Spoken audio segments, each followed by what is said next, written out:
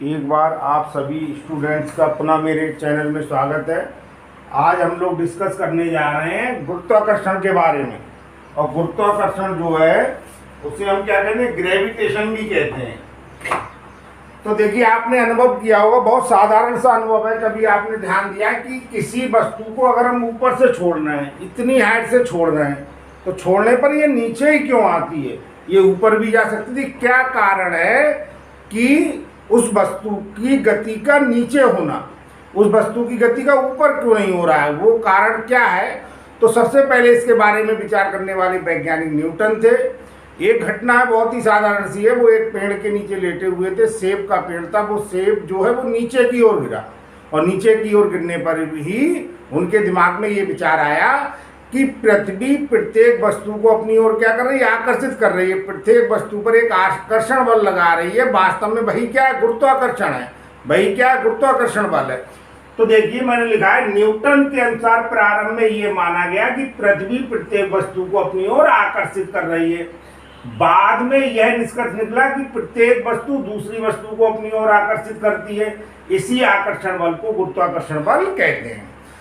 पहले तो पृथ्वी के संदर्भ में माना गया, फिर ये माना गया पूरे ब्रह्मांड का प्रत्येक पिंड या प्रत्येक कण दूसरे पिंड या कण को अपनी ओर क्या कर रहा है, आकर्षित कर रहा है। तो इसी जिस बल से वो आकर्षित कर रहा है उसी को क्या कहते हैं, गुरुत्वाकर्षण बल कहते हैं। इसके कुछ मैं आपको उदाहरण बता रहा हूं।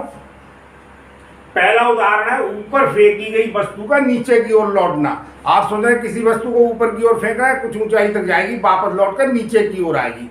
तो वो नीचे की ओर इसलिए आ रही है, पृथ्वी उसे क्या कर रही है, अपने केंद्र की ओर आकर्षित कर रही है, एक आकर्षण बल लगा रही है। दूसरा, आप जानते हैं पृथ्वी सूर्य के चारों ओर गति करता है। पृथ्वी सूर्य के ओर चारों ओर जब गति करती है तो आप ये मान लें वृत्तीय गति होती है। और वृत्तीय गति के लिए आवश्यक होता है अपकेंद्र बल। आगे डिटेल में आप 11वीं क्लास में पढ़ेंगे। एक वृत्तीय गति के लिए आवश्यक बल होता है जिसे हम अपकेंद्र बल कहते हैं, सेंट्रीपिटल फोर्स कहते हैं। और सेंट्रीपिटल फोर्स के बिना वृत्तीय गति होना संभव नहीं है। यह वृत्तीय गति करने के लिए जो अपकेंद्र बल प्राप्त होता है, वो अपकेंद्र बल सूर्य से पृथ्वी पर लगाया गया जो गुरुत्वाकर्षण बल है उसके कारण प्राप्त होता है। और देखिए, इसके अलावा उदाहरण चंद्रमा की पृथ्वी के चारों ओर गति। आप जानते हैं चंद्रमा पृथ्वी के चारों ओर परिक्रमा करता है, तो वृत्तीय गति करता है। वृत्तीय गति के लिए अपकेंद्र बल की आवश्यकता होती है। और यह अपकेंद्र बल चंद्रमा पर पृथ्वी के द्वारा लगाया गया जो गुरुत्वाकर्षण बल है उसी से प्राप्त होता है। तो ये वीडियो अगर आपको पसंद आया हो तो इसे लाइक कीजिए, अधिक से अधिक शेयर कीजिए और मेरे चैनल को सब्सक्राइब कीजिए। धन्यवाद।